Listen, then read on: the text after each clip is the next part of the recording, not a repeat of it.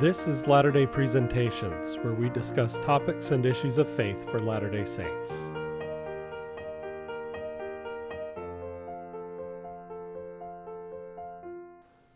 Welcome, friends. We have an interesting discussion ahead today. What do we know and how? Let's have a look at Latter-day Saint epistemology.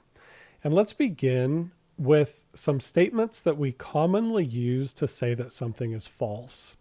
Some examples of these might be X cannot be confirmed to my satisfaction, or it does not reflect my personal experience, or it's not rational, or it's contested by intelligent and capable experts, or it's believed by an awful person, or it's the product of a specific cultural context, isn't what most people think.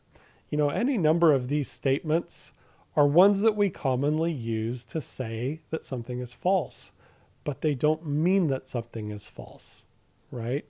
Even combinations of these sorts of statements do not automatically mean that something is false. And it's important to understand this as we talk about gospel concepts, because you can see many of these are things that people say as they claim that the restored gospel is false. So why do we arrive at our belief that the restored gospel is true? Well, let's talk about that in some depth. First, we need to talk about some basic aspects of epistemology. Epistemology is the study of knowledge, and it's a subfield of philosophy. Epistemology says that we have knowledge, we have beliefs that are justified by evidence, and we have beliefs that are not justified by evidence. Knowledge is kind of the highest level of epistemology. It's what we're after. But not everything that we believe amounts to knowledge. Knowledge might be, for example, if I go to Japan and I experience life in Japan, I can come back home to America and say, I know that Japan exists. And here are some things that I know about it. Because I've been there, I've experienced it. Now, I have never personally been to Japan, so I don't have firsthand personal knowledge of Japan. But I do have a strong belief that Japan exists, and I believe that my belief about the existence of Japan is justified by evidence. Evidence in the form of witness testimony, a strong historical record, and other forms of evidence. Now, there are some beliefs that we hold that are not justified by evidence. There are some things that I believe just because they seem right to me. They feel right. They seem true to me, right? All of us have a lot of beliefs that fall into that last category. Now, how does epistemology work? Well, one analogy we can use is that of a courtroom. In a courtroom, a judge and a jury and other participants have decisions to make about evidence and witnesses and which questions and issues are relevant to the case, right? In our minds, we do the same things. Our mind is like a courtroom. We make decisions about what is valid evidence, which witnesses are reliable or believable, and which facts and questions are relevant for us to consider. This is true of gospel questions as well. And it's very important to understand that all of us engage in this process, even if we are not fully aware of how we do it. Latter-day Saint epistemology is generally very simple. For most Latter-day Saints, it's kind of a simple authority-based epistemology. When we have questions, we consult an authority, we defer to church leadership, and we assume that everything was arrived at through the right process. We have a lot of confidence in our beliefs because they are given to us by people and institutions that we think are authoritative, like our church leaders or the church educational system. And then we also get some of our beliefs through different forms of authority, like our families or our social circles. Okay. Now, when we have a simple authority-based epistemology, that is a wonderful thing throughout most of our lives. And frankly, a lot of people go throughout life with just this epistemology, and they have a wonderful life of faith. And they never really move beyond this, and that is totally okay. However, Sometimes our personal development requires that our epistemology undergo some development as well. We can become more aware of our own internal authority, and we can become aware that our sources aren't always perfectly reliable. And if we stick to an authority-based epistemology, we can end up in constant battles between conflicting authorities. So what do I mean by this? Well, a lot of times when somebody transitions away from a confidence in church authorities and tradition and those forms of authority, sometimes they will go to authorities that are critical of the church, critical of the church's doctrines, and look at them as having authority based on their academic achievements or other kinds of credentials. And some people end up in a situation where it's like watching a tennis match between rival authorities, church authorities versus unbelieving authorities or critical authorities. And it's really disruptive to their faith, and they just kind of watch these arguments go on and on and on. And over time, this tends to become exhausting. People in this situation, just observing rival authorities arguing things out like critics and apologists or whatever, people get tired. And again, this can become really exhausting. And a lot of people just check out and end up departing from the faith. But that's not our only option. Another thing that we can do is we can take personal responsibility for our epistemology and transition to mature consideration of our sources. So here we have goodness, the experience of others, and witness testimony, and some other sources of knowledge, okay? And we have some shapes in a Venn diagram. And a Venn diagram is where you look for how shapes overlap, and overlap means agreement. So when we have these sources of knowledge, and they are in strong agreement with each other, we can have a high degree of confidence that something is true. Sometimes that confidence will not rise to the level of certain knowledge, but that's okay. Faith is a process where we can still arrive at a very, very high degree of confidence about things that we believe, even if we don't have perfect knowledge. Now let's talk about another way of thinking of these sources, and think of it as kind of like a round table where our sources are in discussion with each other. So here we have logic and witness testimony and intuition, a scientific method, personal revelation, beauty, scholarship, and experience. And it's important to understand that our sources can be different from these depending on the question. So these are ones that I'm just putting forward kind of as a thought exercise here. Now, it's important to understand that each of these sources has strengths and weaknesses. And the better our understanding of the strengths and weaknesses of our sources, the better our epistemology, the more mature our epistemology. Let's talk about an example of that. Witness testimony. In a court of law and in other areas of human experience, we rely upon witness testimony. And in a court of law, an attorney is going to ask questions of a witness to establish the witness's credibility or lack of credibility. Some of these questions are, is the witness sober-minded? Are they free of coercion? Are they free of ulterior motives? Are they reputable? Are they consistent? Are they corroborated?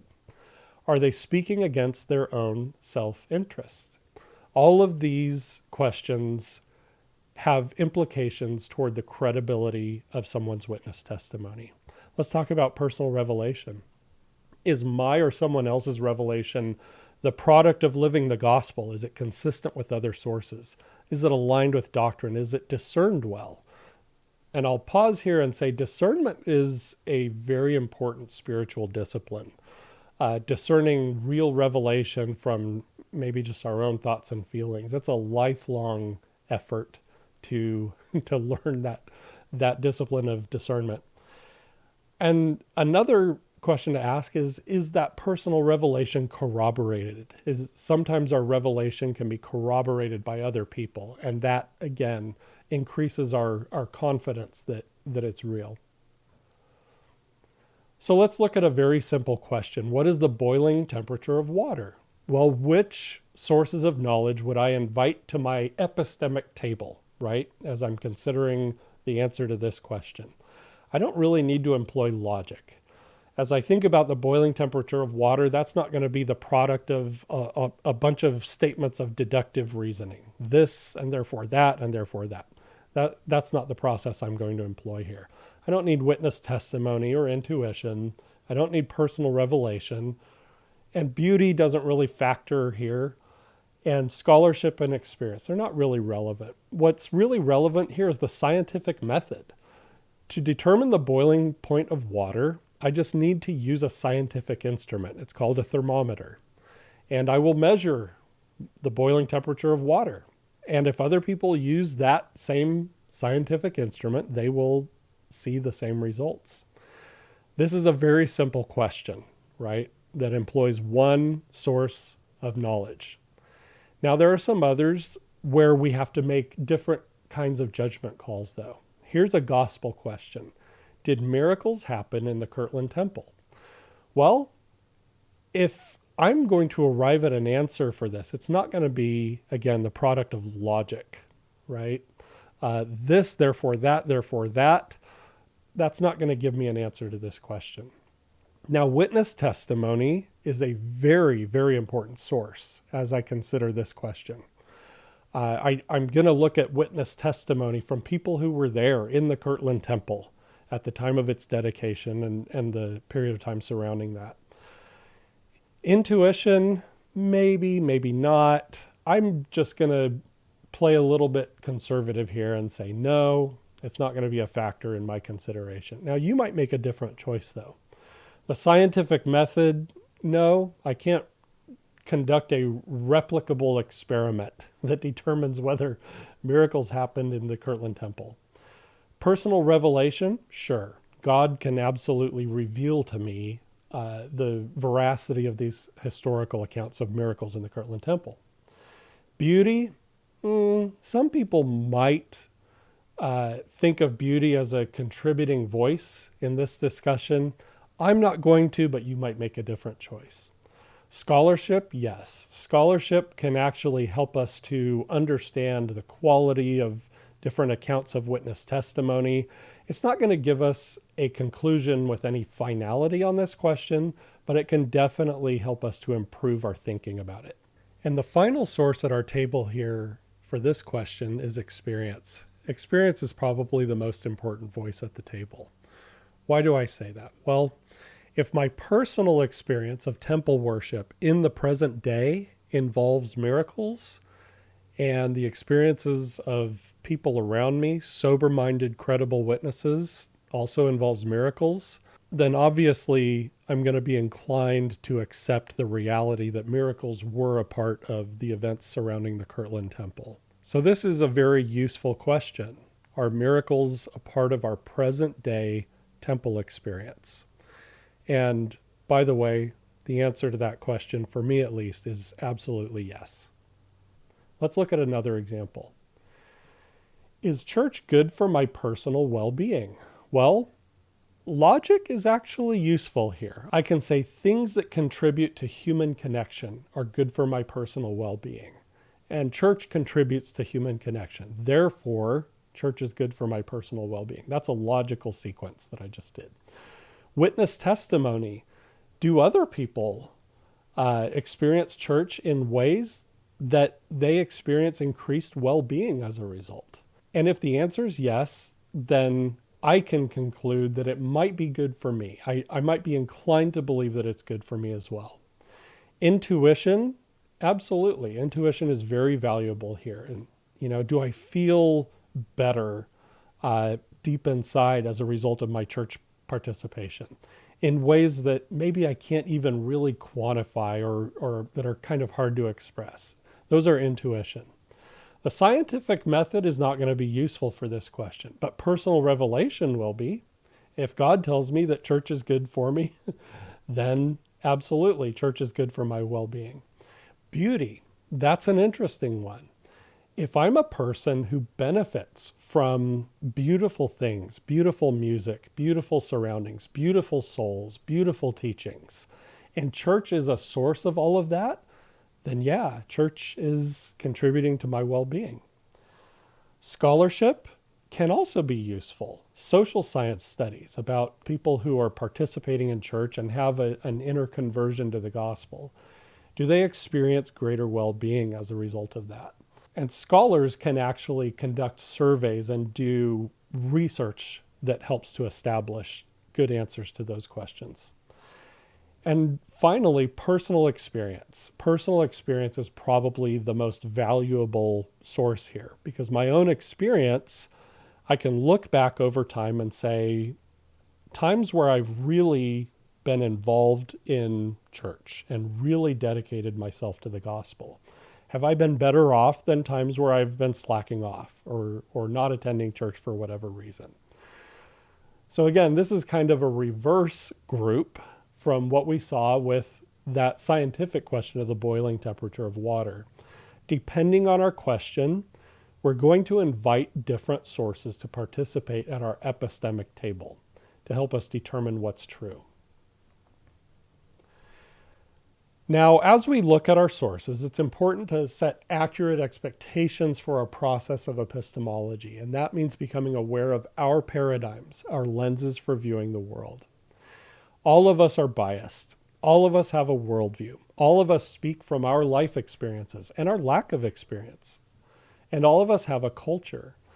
These are all very important factors to consider in our epistemology, because they definitely steer and shape the nature of our questioning and the possibilities that we are willing to consider. Is epistemology difficult? Transitioning to a more balanced epistemology can be a challenging experience. With some things, we feel less certainty than we used to, and learning can feel slow when we want quick resolution to our questions. For example, if we are in an authority-based epistemology, we might have a gospel question and then just open a book from a trusted authority and boom, there's an answer. Whereas if we've sort of transitioned beyond an authority-based epistemology and we're looking for convergence of sources like I've shown here, that process can take a lot more time, right? It's not as simple as just opening a book from a trusted authority. We might have a lot more thinking to do, a lot more conversations to engage in, and so forth. But as we do this, we learn patience and hope and compassion in the process. Learning leads to more personal development, and we come to know God. These are things that I can speak of from personal experience. Now, here's an important note on objective truth, because that's a phrase that we will hear a lot of times in discussions about epistemology. A lot of people think that the only time we can call something true is if we can pronounce it objectively true from empirical study, observing with our own senses and so on and so forth.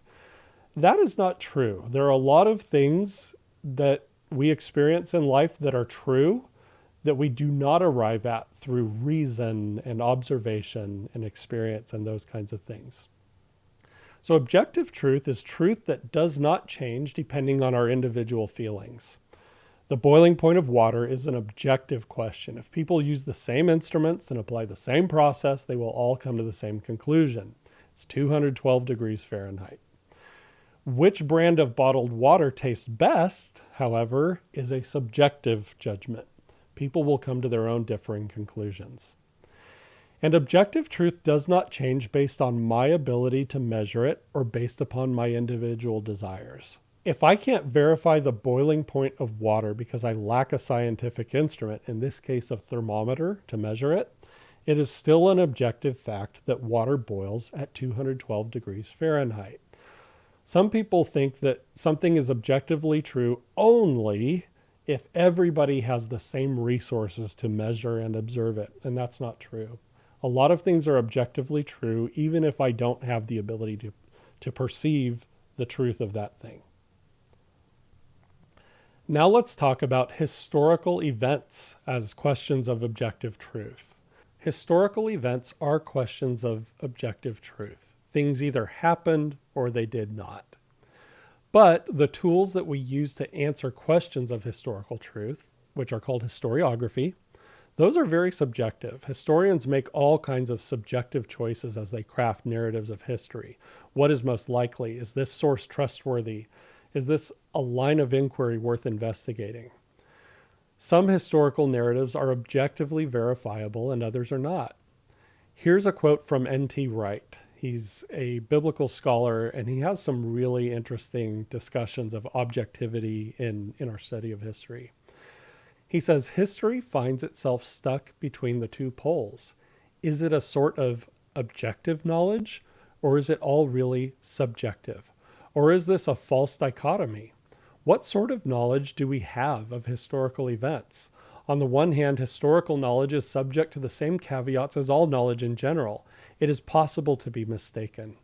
I may think I am holding a book when it is in fact a lump of wood. I may think Caesar crossed the Rubicon, but it may in fact have been some other river.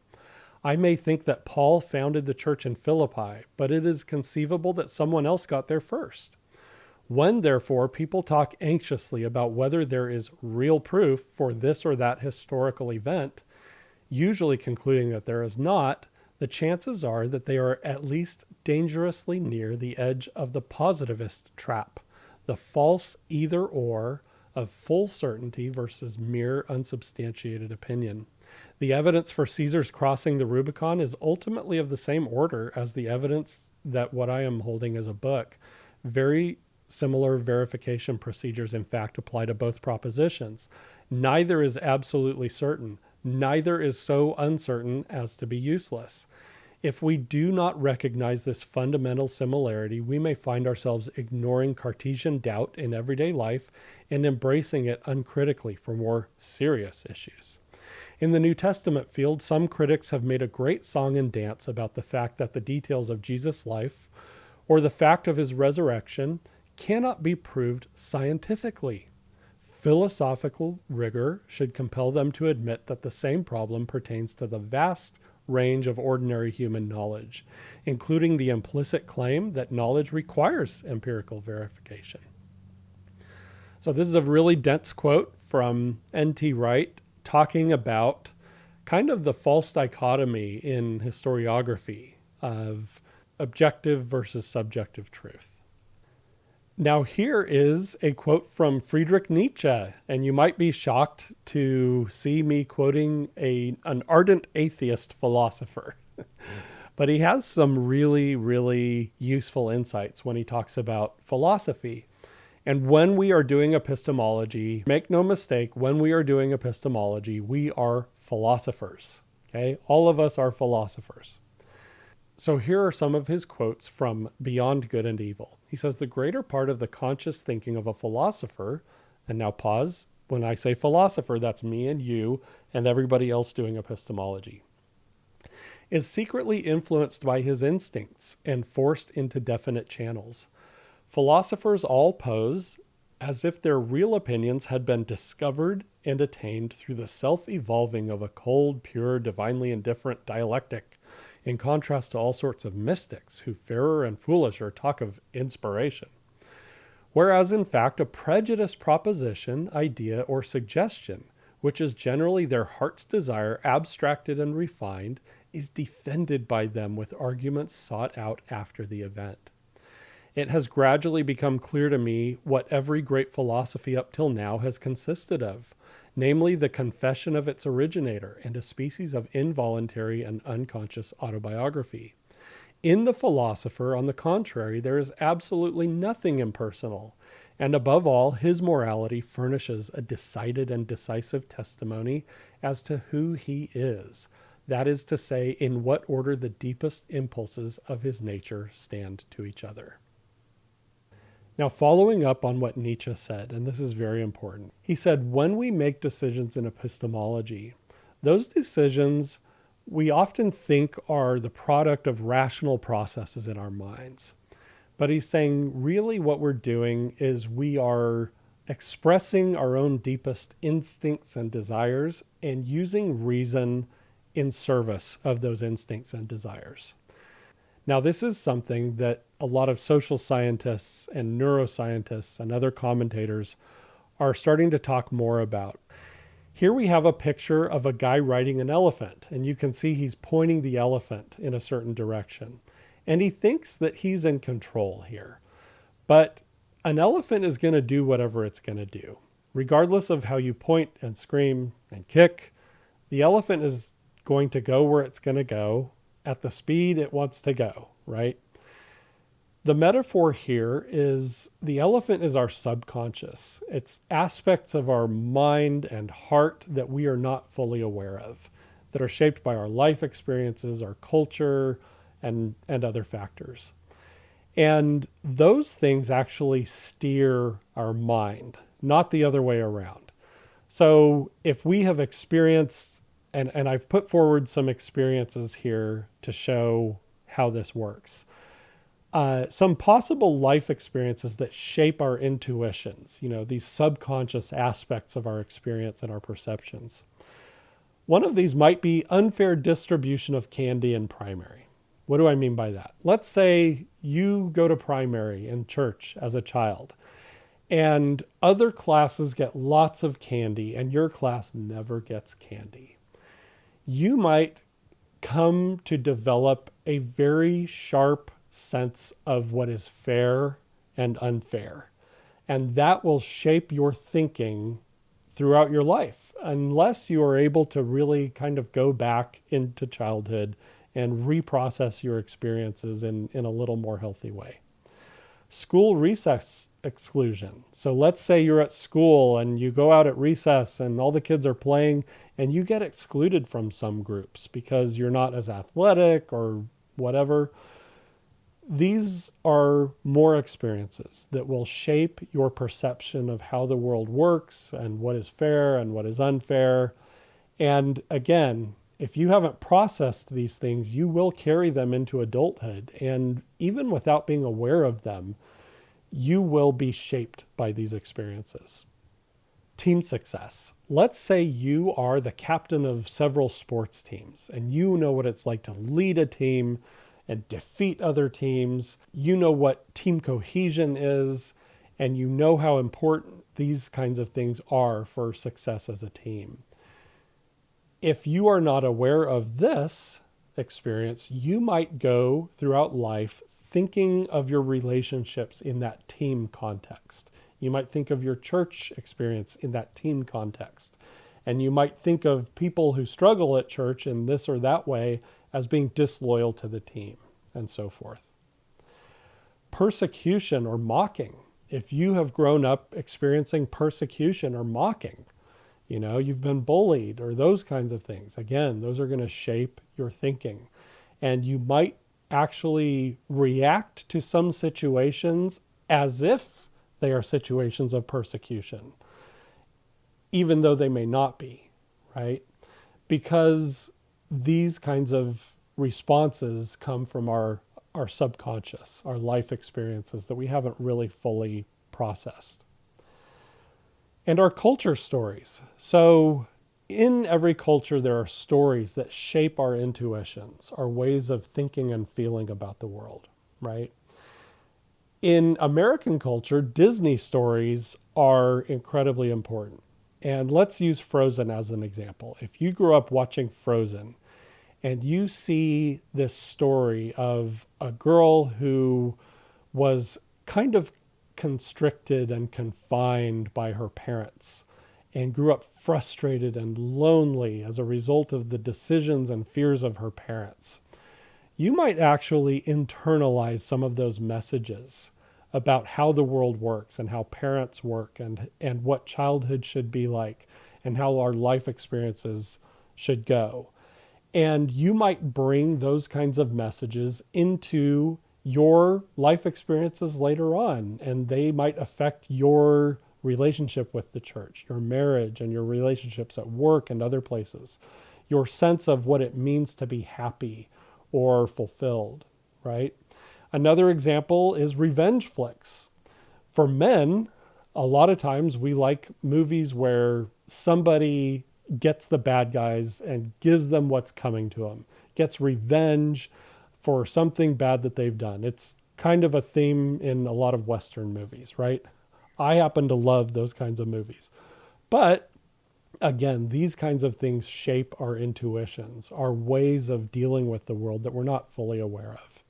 So, once again, if we are not aware of these factors in our thoughts and our feelings and these influences on our intuitions, we are going to process the world around us almost like we're in a Western movie or a Disney movie or on the schoolyard, right?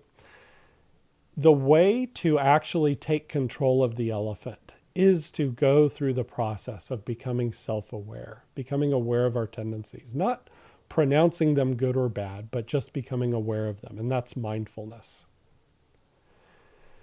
Now let's talk about epistemology in Alma 32. And this, again, this speaks to our intuitions and the importance that they have in our epistemology. You can see here in my highlighting, and this is how Alma 32 is highlighted in my personal scriptures. Alma asks his hearers to make judgments about goodness 13 times before he asks them to make a judgment about what is real. Why would he do that? Because if we have come to an understanding that something is good, we are more likely to have an accurate perception of whether or not it is real. And now that doesn't apply to everything. And again, the word good is something that needs defining. And Alma actually does help to define it here. You know, he talks about goodness as being something that enlightens our minds and expands our souls and those kinds of things. And this is very much ahead of its time. Here is Jonathan Haidt in his book, The Righteous Mind, right? And this definitely speaks to the wisdom of epistemology in Alma 32. He talks about people who undertook an experiment. He says these subjects were reasoning. They were working quite hard at reasoning, but it was not reasoning in search of truth. It was reasoning in support of their emotional reactions. It was reasoning as described by the philosopher David Hume, who wrote in 1739 that reason is, and ought only to be, the slave of the passions, and can never pretend to any other office than to serve and obey them. Again, this is important to understand, especially as we hear people talk about objective truth and the process of arriving at truth. Our process for seeking truth is very much shaped by factors in our heart and mind that are not really rational. Our intuitions, our life, our personal life stories, our experiences, our relationships, and so on and so forth. Those provide very important context on a subconscious level for the decisions that we make about who we invite to our epistemic table and the processes that we employ in our epistemology. Now let's talk about Christian epistemology. Is there such a thing? Yes, there is. Christian epistemology is unique, and it's really discussed in the scriptures. Christian epistemology says specific things about the knowledge of God. It is objective reality. It is revealed by God. We have this classic scripture in Matthew 16 that says, "Flesh and blood hath not revealed it unto thee, but my Father which is in heaven." And that speaks to horizontal and vertical epistemology. So horizontal sources of epistemology are ones, people around us and resources that are kind of in our environment, right? Vertical epistemology is looking up to God for answers to questions. People are given different privileges in Revelation based on their receptivity and their intent. So this is important for understanding vertical revelation-based epistemology. Let's talk about a couple of examples. Here are a couple of scriptures from the New Testament. This one in Luke. "In that hour Jesus rejoiced in spirit and said, I thank thee, O Father, Lord of heaven and earth, that thou hast hid these things from the wise and prudent and hast revealed them unto babes.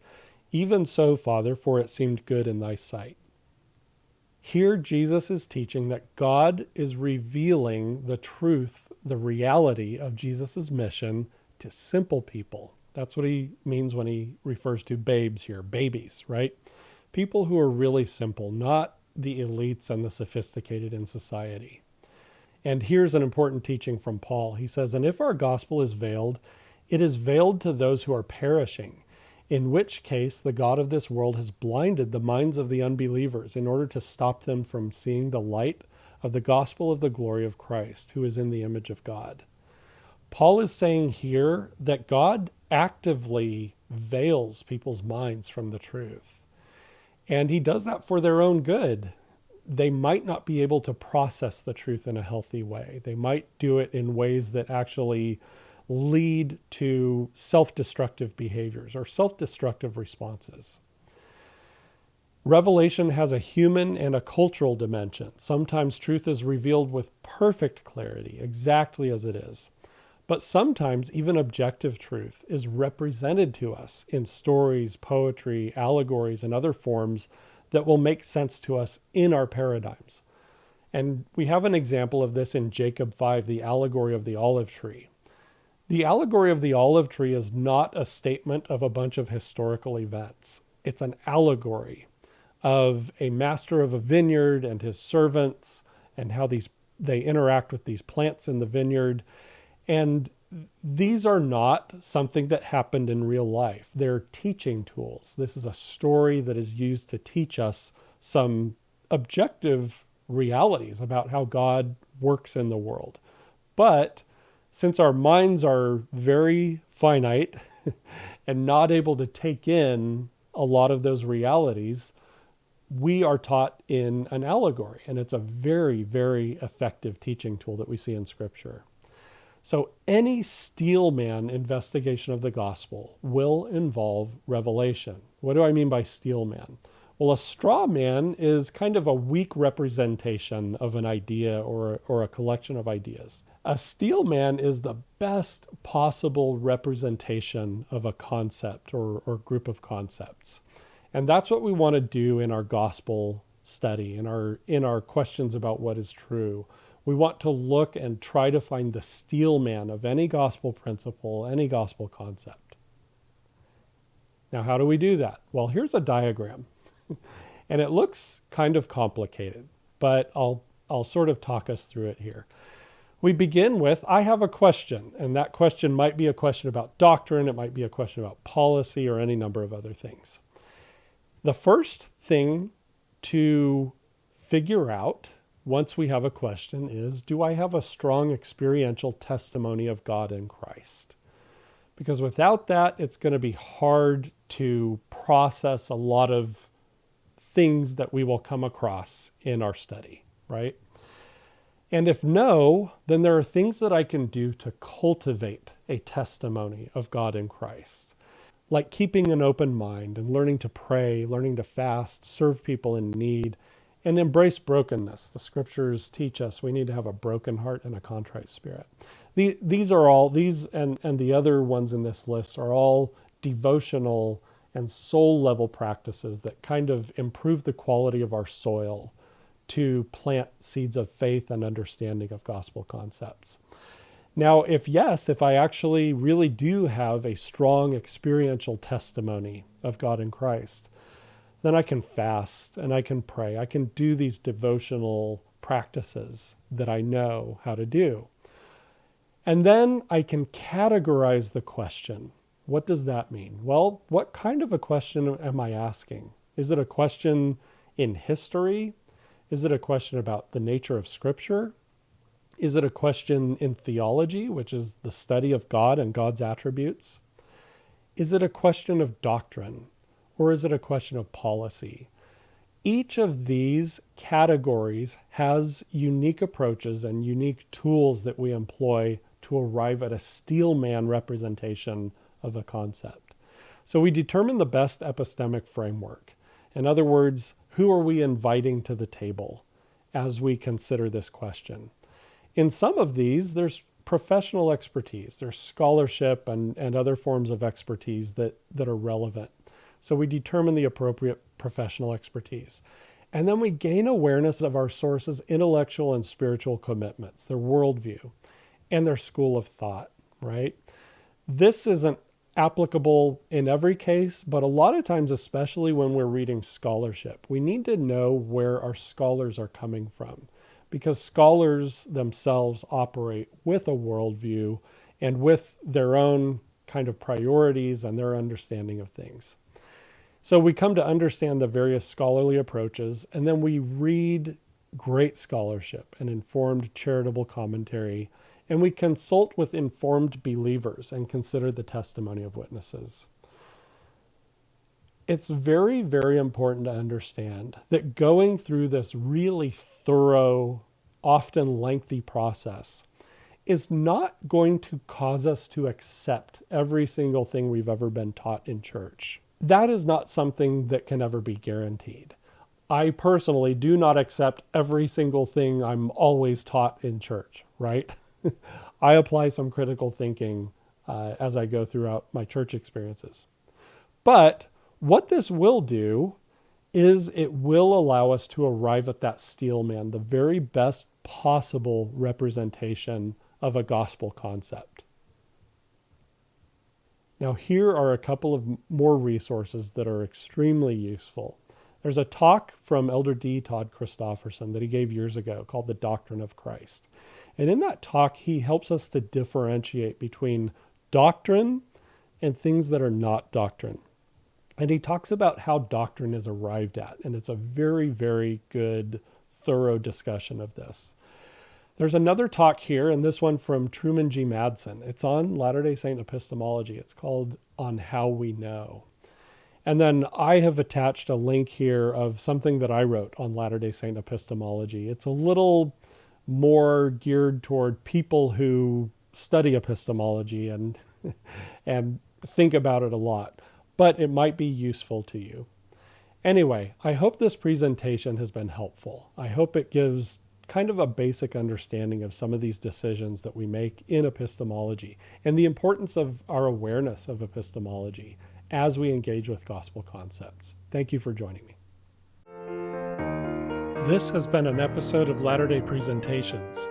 We would like to remind viewers that our channel represents our own views and not necessarily any official positions of the Church of Jesus Christ of Latter-day Saints. We hope this presentation has been informative. Our notes for this show are at Nauvoo Neighbor, and the link can be found in the show description. Also in the show description, we have a link to provide feedback. If you would like to suggest a topic for discussion, or if you would like to contribute a presentation on a topic of interest to you, let us know. Thanks again for joining us.